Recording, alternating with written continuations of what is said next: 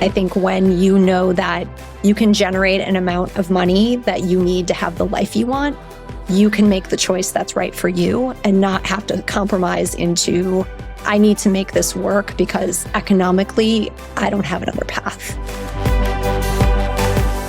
Welcome to the Smart Gets Paid podcast with me, Leah Niederthal. I help women land higher paying clients in their independent consulting businesses, but I've never been a salesperson.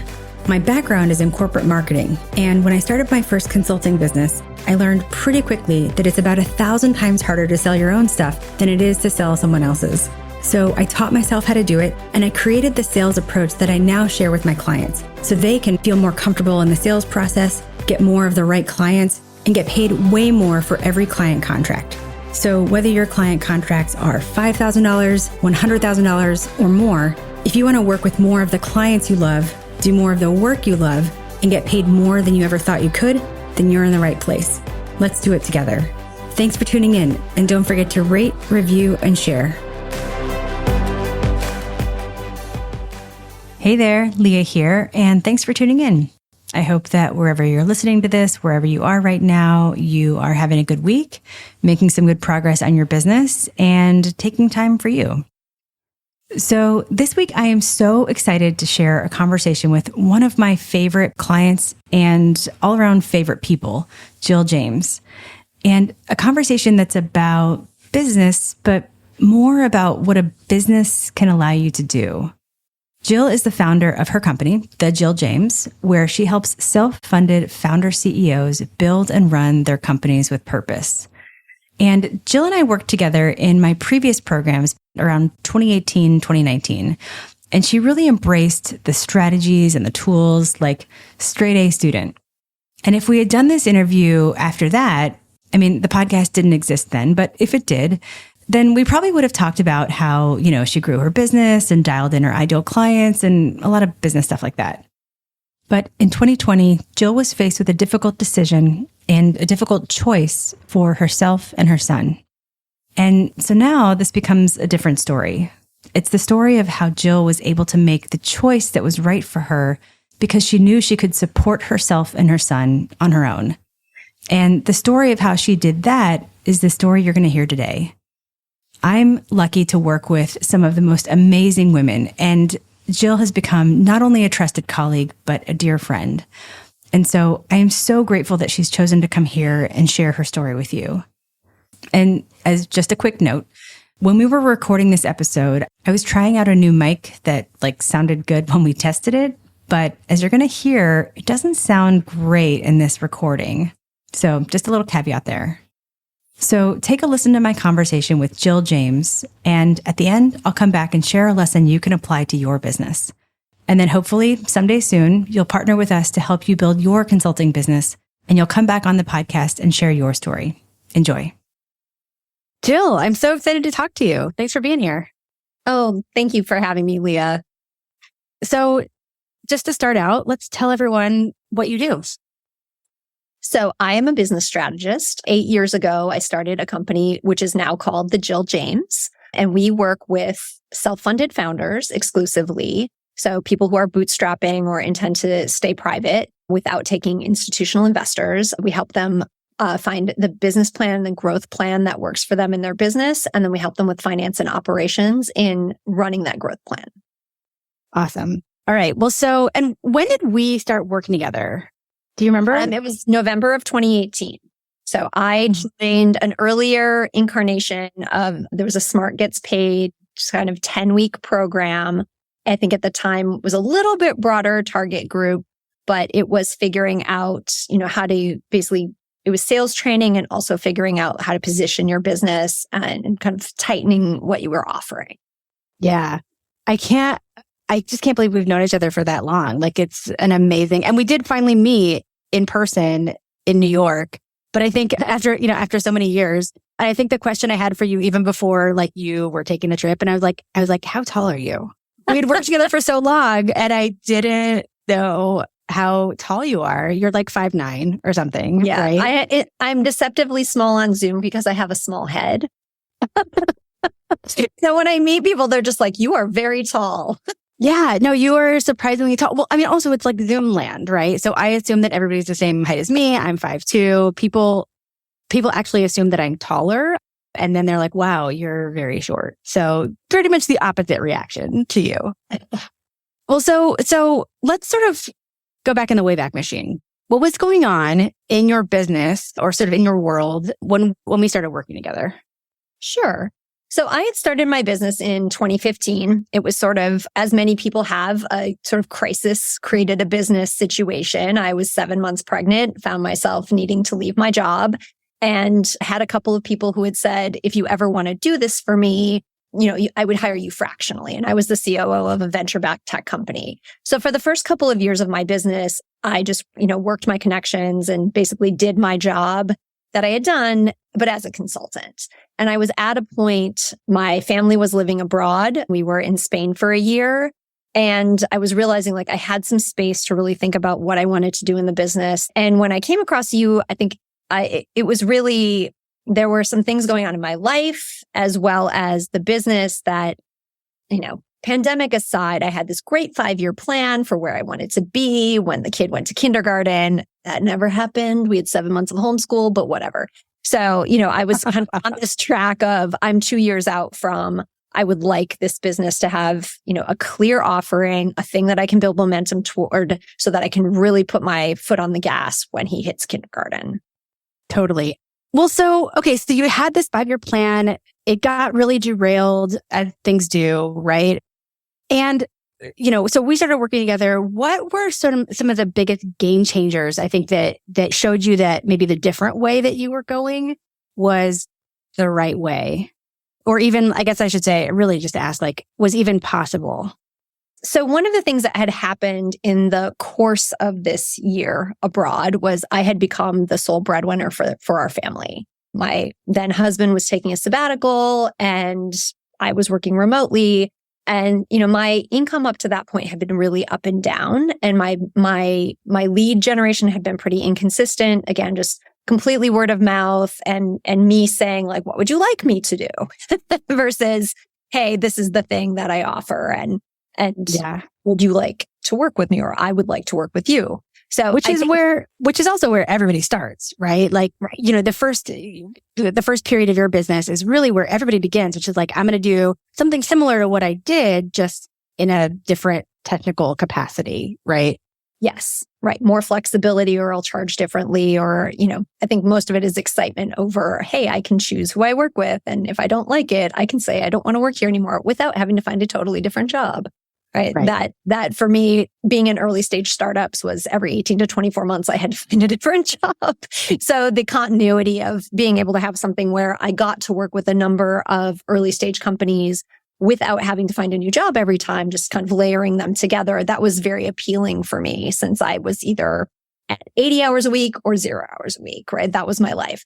So entrepreneurship was a way that I could smooth that out and have multiple clients doing similar things. So I think, we were relying on my income from this. So I had not had that pressure before. I had the luxury of not having that pressure for the first couple of years. But at that point, it was one, I have to figure out how to stabilize the revenue coming in from this. Like, how am I going to create recurring revenue in this business, not just hourly consulting? And I think the other was, there are some things going on in our marriage where I could see if I had to either rapidly increase my revenue in order to permanently be the sole breadwinner, whether in a relationship or not, I had to be prepared to do that because that could be a thing that could be an outcome. So, I think the things that I got out of your program were one, just, really systematic, how to have these conversations, right? How to find and qualify a lead without having, half a dozen phone calls, right? 30 minutes, how to make an offer, what that offer should be, sort of a concise set of offerings, and then moving into a proposal and then my contract and then moving into the engagement, having sort of a path for that and, CRM system and some other things that made that repeatable for me so that, when I had half an hour after lunch before the US came online and I quickly had to get something out the door, I had a system for doing. So that was huge for me. I think the other piece was just my overall confidence in, if I learn to sell, if I find my sales style, I can make this bigger, right? Like I gained the confidence that should I need to make more money, I will figure out how to make more money, right? It took away that variability of, can I figure this out? Can I do this if I need to do it, right? I got rid of that fixed mindset of, this is just the amount of money that's going to be here. And it gave me the flexibility to say, hey, if in 3 months my business needs to be this much bigger, I can now feel like I can figure out where the revenue is going to come from. I can figure out how to scale up and scale down the number of clients that we have within reason to hit those goals and, be able to close the clients that we have with an adequate pipeline. Oh gosh. Okay. There's so much I want to dive into here. The ability to have conversations, because, it's obviously so important, because in the way that we are getting clients, we're not selling like a $99 thing. The selling happens in conversations. And so, how was it before for you when you went into some of these conversations? Like how did it feel? It felt a little chaotic, right? I was kind of getting some portion of a discovery process, but I didn't have the consistency of, here's a set of questions that I can ask that move me toward a close, right? And I had a lot of sales training, but I wasn't selling myself. It wasn't my services, right? I had been a financial advisor. I had to get people to agree, but there was a bigger umbrella company. There were lead generation programs. I had done, B2B sales inside a corporate setting. But again, that's around the brand. And maybe, we had come up with the product, but I had the backing of a larger company. So this was just me kind of feeling like, please work with me. I don't know. I haven't been doing this for very long. I hope you kind of look at my credentials and think I should be doing this, and you agree that this fee is reasonable. And I think the shift for me was, I had 2 or 3 concise offers. I had the racetrack strategy in my proposal. So sort of, there was the opt up. If people wanted to pay more, they could say, I want that thing instead. Like, that looks great. And then making offers. So my business really shifted to, this is the point where I stopped working with venture-backed founders. I started working with self-funded founders who were very purpose-driven, who wanted to bring their values into how they designed the business, and being able to put kind of a repeatable engagement around someone that I could call to me and say, this is the reason I want to work with you if you are this person. And that made a really big difference, because I was getting much more qualified leads, right? They had much more in common. And so the conversation started to get a lot more consistent, which accelerated my learning in how to develop and close those clients. I think that is such an important point that I really want to hit on, because, in doing consulting, you can bring a lot of your skills to bear, right? And a lot of women I talk to are like, all my work is custom. It's never the same for every client. And that is one way to do it. That can be a great way to run a business. But, you really have to make sure that you're not sort of shifting with the wind, right? As different clients come to you. And a lot of women do come to me having sort of done a lot of different types of work, for a lot of different types of companies. But I love what you're saying around the shift that you made then was like, how do you solve the problem and who do you want to solve it for? And putting a stake in the ground around that, and then shifting everything else so that the right clients come to you for that offer. And I think so many women are afraid to do that, because if they say, if I put the stake in the ground, how will I know if anyone will buy it? Right? But did you have that fear? How did you sort of reconcile that? Of course. Right. I know you read my newsletter. A couple weeks ago, I wrote about, the fear is always there. The fear just gets bigger and the numbers get bigger, and you learn that it's going to come and you deal with it. I think you totally upgrade your fear. Yes. You get used to, you level up on your fear. So I think at that point, of course, I naturally had reservations, fear, both in my personal life, right? Is this a thing that I can do? How will this change the dynamic of my relationship? I, at that point, have been, my business has been 100% designed around my son coming first. and is to this day. And it has caused me to be much more creative in the way that I consult, hence being remote from 2017, because it was a giant waste of time to be driving all over LA or flying to sit in people's offices. That was not a thing I could do. So this let me design an engagement that I could deliver within the constraints that I had and the things that were important to me. So, that is, I knew if I had to, kind of be the sole parent for longer stretches of time and run this business, I needed to be able to make enough money in the time that I had available and, take on either more clients or charge them more. And I think the process of getting better at sales overall and figuring out a way that worked for me gave me the confidence of, if that moment comes, I know what I need to do. I can do it relatively quickly. And I'm not worried about how I'm going to solve my personal financial issues should something change in my life. Right. I mean, it is a set of tools that you can activate, right? And I think that's so important because so many women are running their business in a very reactive way, right? Like if trusting the universe that something is going to come their way or what have you. And, as we've talked about at length, like trusting the universe is not a strategy. So having this set of activities, set of tools that you can say, okay, if I need to press go, this is how it's going to go, I think can we say it's empowering?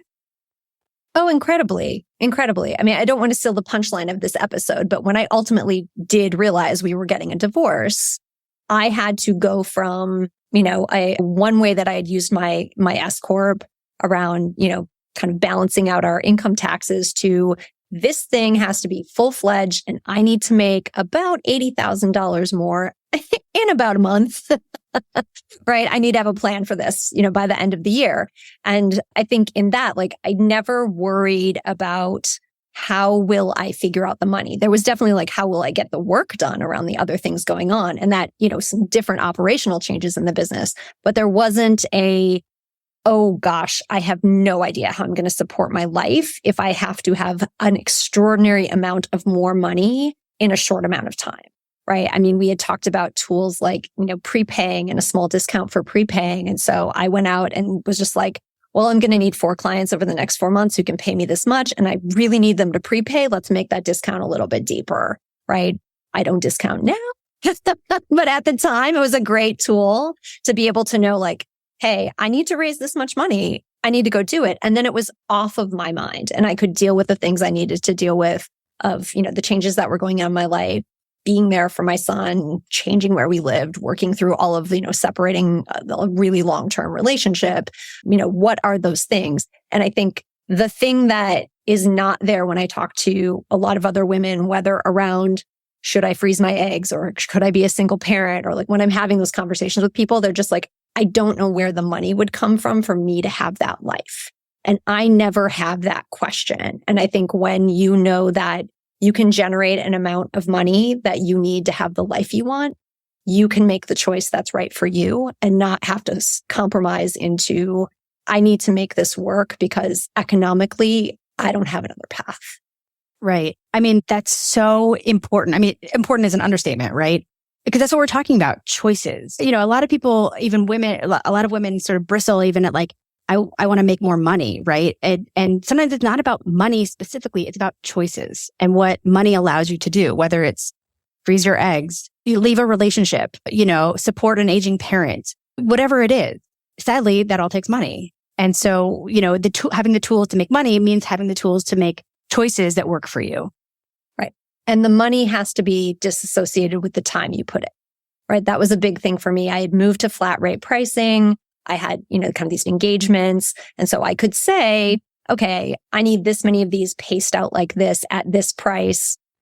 I have developed the pipeline of people so I can sell this, right? I know where I'm going to go to, or I'm a little bit short. Let me come up with a short engagement. Maybe I can go back to someone I've worked with before. We can do a replan and they can fill that hole. It'll take 3 weeks, right? Not a long engagement, just get something quick that fits into my schedule. And I think that sort of that flexibility to say, I can make the work deliver the money that I need, right? It was also very much needed because my schedule just, kind of went up in smoke. I'm very structured drop off at daycare, pick up from daycare kind of life. And, that all the work was within that. But, what we generated was what we generated. And this was like, okay, I have to figure out how to do this much more work for this much more money. Like, where is the value going to come from? And that, I knew which levers I had to pull, both, from a sales perspective, from a marketing perspective, in part because, we had talked about that and I had those tools, right, from going through your program. Yeah. And I just want to sort of back up a little bit on the discount piece, right? Because if you've listened to this podcast for a while, I don't think neither Jill nor I would advise anyone to flat out discount their services. Correct. However, you can use that as an exchange of value, right? So if you offer a small discount for prepayment, then that means everybody gets value, right? The client gets a small discount and you get money up front. So just to sort of caveat, you'll never listen to this podcast and hear me say like, just charge less. Correct. Nor will I ever say that to a client in my business. All right. That's our pact. That's our promise to you, the listeners.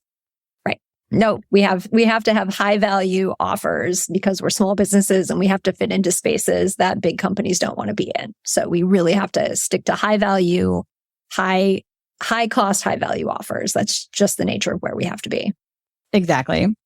Well, because otherwise you could do you could do a low cost offer, but it's a different type of business, right? It's such a different business, selling a $99 thing or running a low dollar membership, right? Mm-hmm. Like it's just a different, we talked about you were saying like you had to structure your business around your life, and that's how you should structure your business.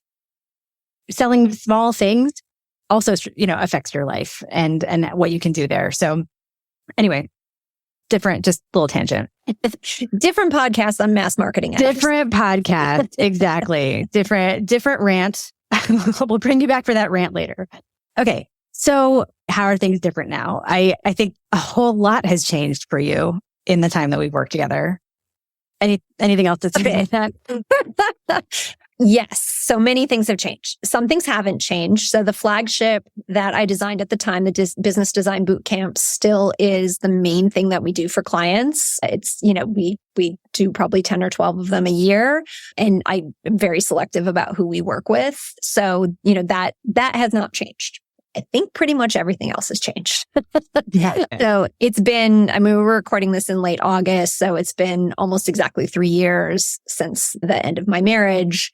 And, we were in a pandemic and there was working out from the pandemic. I spent a lot of time, given my background during the pandemic, helping small business owners figure out how to access the capital that they needed and the government programs, and spending a year and a half as the queen of how to get government money really kind of threw off the development of other areas of my business. It was the right thing to do, but it meant that I had to, kind of refocus and get back on track and other things around like my main consulting business. And then also, figuring out, have a different custody schedule. I don't have every day, this is how things look. I have 1 week I am completely on and I have this much space to work. And the other week I have complete flexibility. So I'm an empty nester half the time.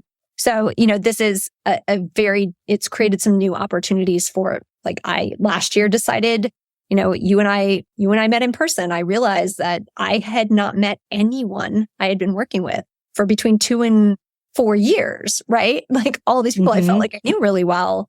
I went on a little tour and I met people in person and did some meetings in person for the novelty of it, right? Like, so that's something that I can do now, which I actually couldn't do before, so I think the economics are different. The business is bigger. I have a lot more personal expenses. I have a full household. I am the sole breadwinner. I have 2 households I need to pay for at the moment. And yeah, and that, there are just a lot of additional expenses. I live in Los Angeles. You live in New York. These are not inexpensive places to live. So, the realities are there of like, there is just a minimum amount this business needs to make. And there's literally no flexibility around it. Right. But, the goal is to be well beyond that every year. And so continuing to think about now truly, how do I want this business to grow, over the next 2 to 3 years?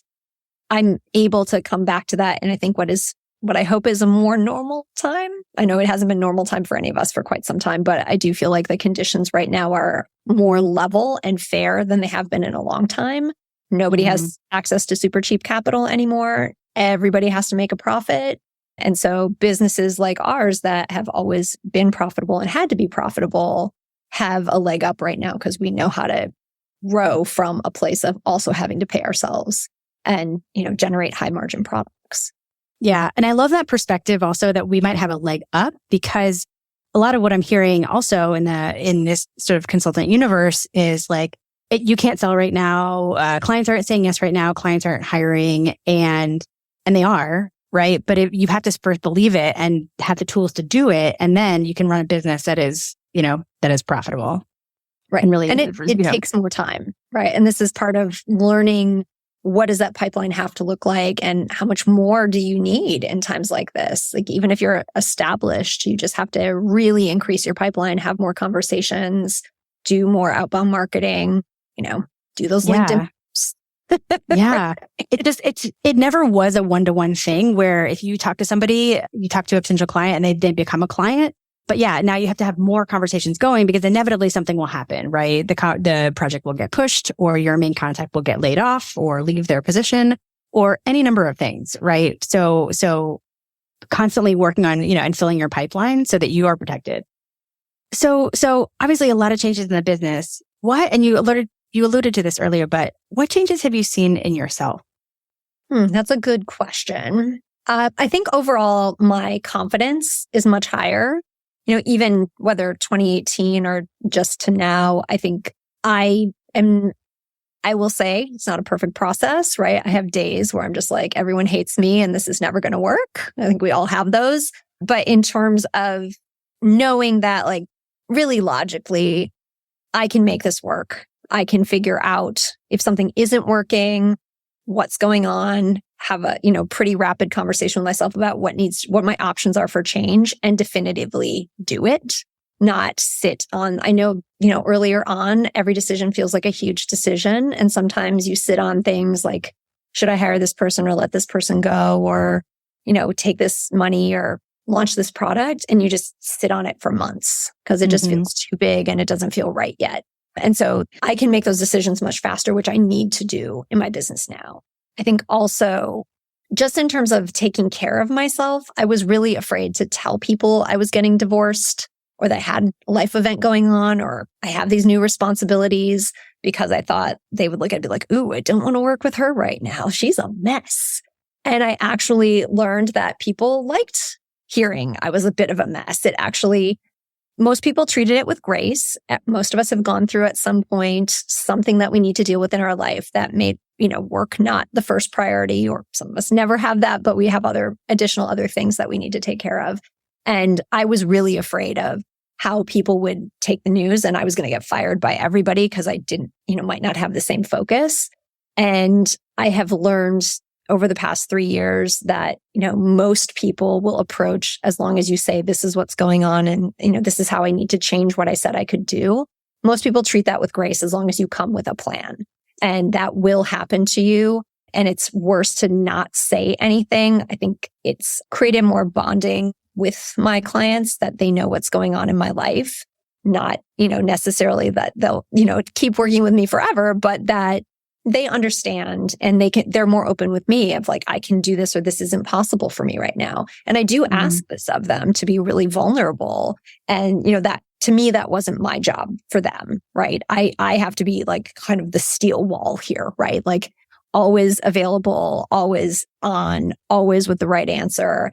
And I think it's created more flexibility for me to let people have their space to fail themselves, or change the pace of the work that we're doing because they need that, to say what I need to take time off. If I need to take time off, like when I'm starting to feel like I may get burned out, I will just say, like, I'm not available here. Or, we shifted to a 4-day week for a period of time because I needed a day to consolidate everything else going on in life, because I wasn't able to be focused on work. So I think the flexibility there to know that I can say, this is what I need to take care of myself, and know that the clients aren't going to go away.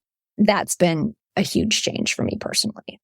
Yeah. And just to have clients see you as a human, right? You're just like them. Like you're just you.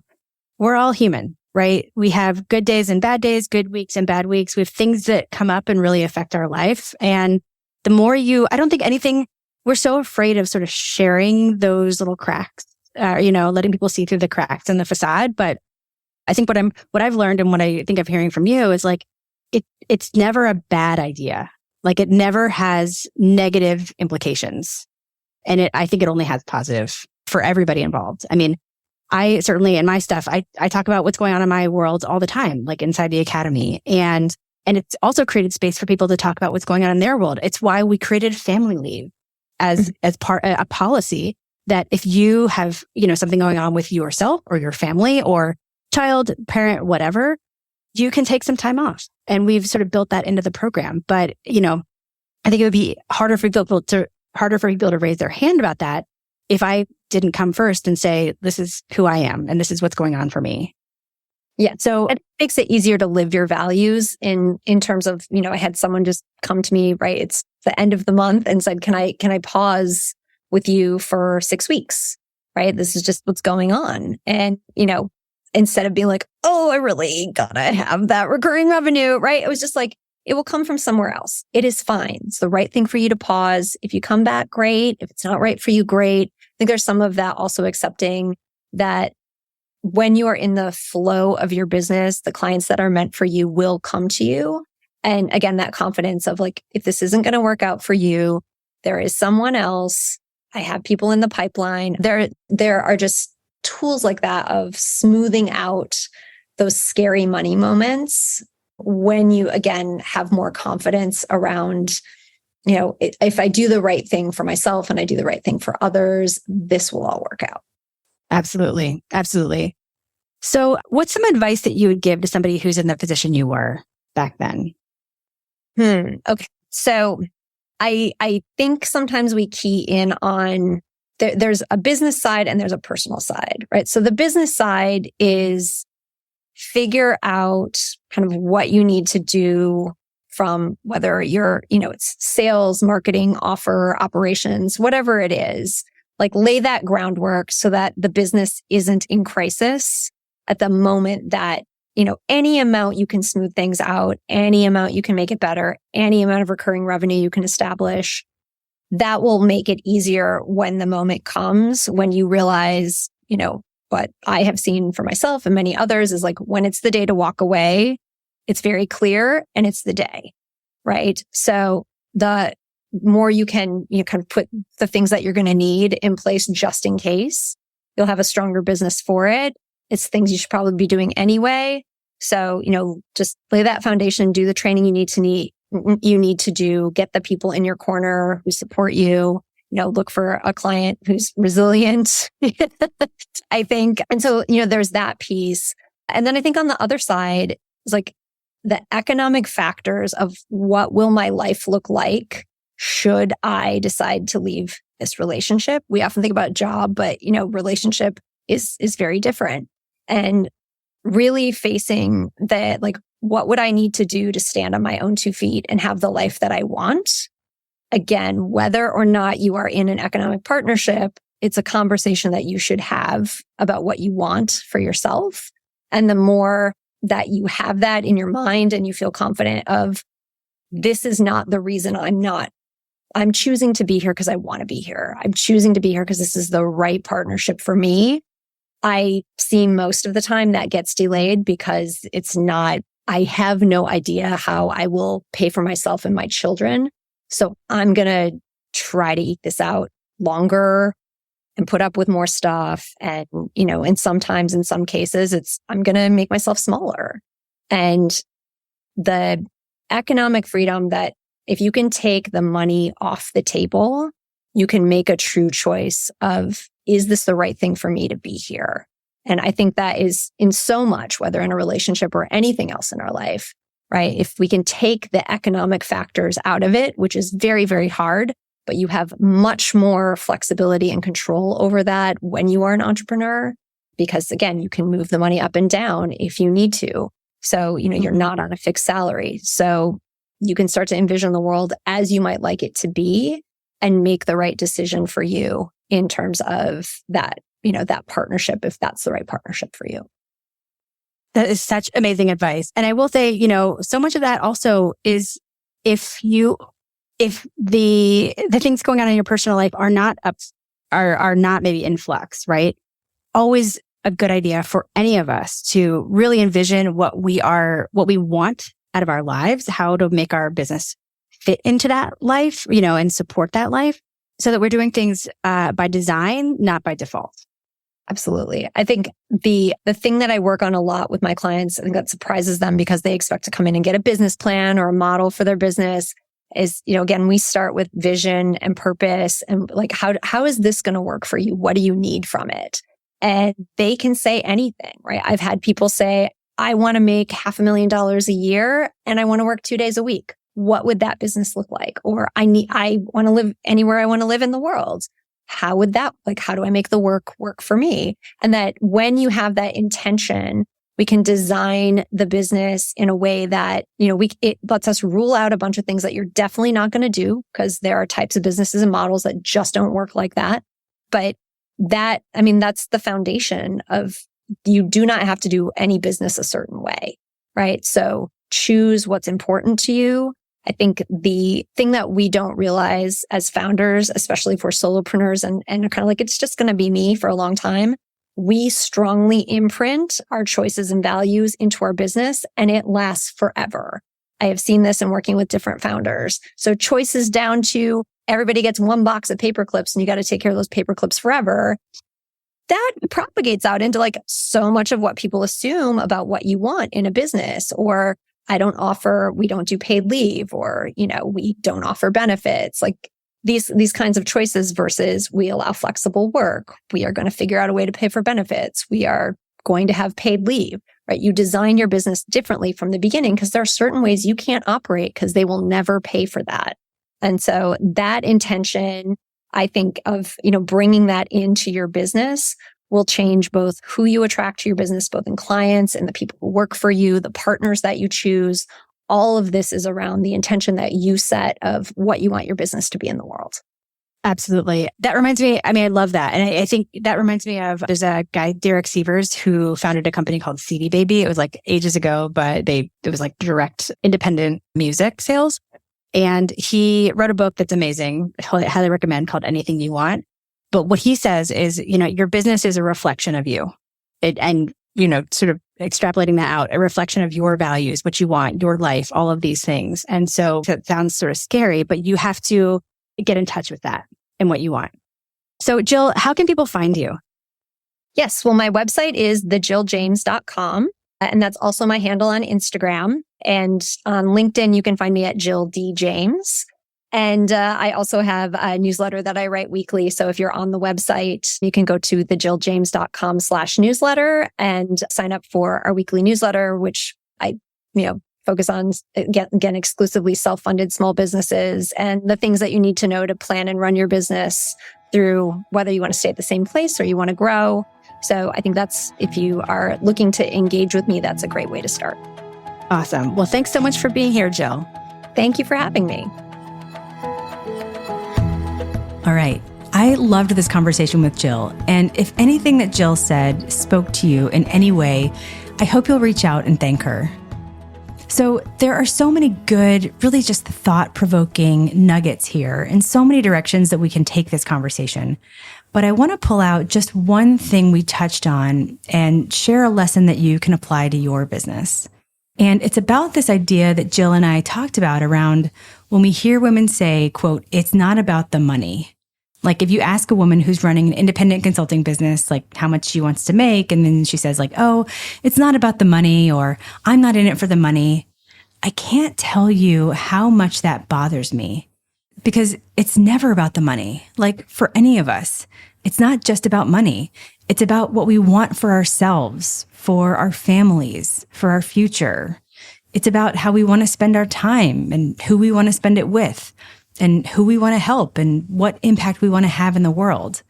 That's actually the very first thing we do in the academy. We get super clear on what you'll do and how you want your life to look when you achieve your business goals. But all of that takes money. And it actually takes more money than it did a year ago or 5 years ago. Like, unless you live in an alternate universe in which you can acquire food and goods and services without exchanging them for currency, to do nearly anything you want takes money. So it's not about the money for you or for anyone. It's about something else that takes money. It's about your freedom and your future. Freedom to choose what's right for you and the people you care about, and the future that you want. It certainly was for Jill, and it is for all of us. It reminds me of something I saw a while back on the platform formerly known as Twitter that I saved and I often come back to. And it was posted by a woman named Chelsea Fagan, who's the CEO of the Financial Diet. She said, a lot of the things that we think take courage actually just take money. Quitting your job with no backup? Money. Calling off a wedding? Money. Starting over in a new city? Money. She continues, it's very easy to have the courage of your convictions when you have a safety net, and very difficult to do anything on principle when you don't. And I'll add here, as you heard in this conversation, leaving a marriage takes money and the ability to make money. And so learning how to make money isn't about the money. It's about what money allows you to do and the choices it allows you to make right now and down the road. I mean, Jill learned these things in 2018, 2019. They paid off years later, and they still do. So just going back to that quote by Chelsea Fagan about how a lot of the things we think take courage actually take money, one in particular she mentions really speaks to me, calling off a wedding. It speaks to me because many years ago, I actually did call off a wedding. In 2013, my ex and I were set to be married that spring, and we called it off 3 weeks before the wedding date. We had to tell all of our out-of-town guests, not to come. We lost all the money that we had put down for this vineyard wedding in Napa. I mean, it was rough, but it was absolutely the best decision for both of us. In the wake of that, I walked away from everything, our home, our life. We had co-founded and we were running a couple of businesses together, a marketing consulting business for nonprofits and social enterprises, and an organization called Lesbians Who Tech. And I walked away from both of those. And when I did that, I was really at a low point. Essentially, I had no job and no income, but I had myself. And I had the skills I had learned when I had taught myself how to sell and how to get clients into our businesses. I started working with a friend of mine as her managing director in her consulting business, and taking those skills that I had taught myself in my business and applying them in her business, we grew that to greater profitability. And then I took those skills and started working with other women to help them grow their consulting businesses. And the rest is history. So when I say that learning the skills to be able to get clients and make money isn't about the money, it's about your freedom and your future, I've lived it. I've seen it firsthand. So the lesson I want to leave you with is, no matter how you think about the money, whether it's about the money or it isn't, air quotes, isn't about the money, fine. Think about what you want your life to look like. And then ask yourself, what skills do you need to acquire? What tools do you need to make the money to allow you to have the choices that will get you there?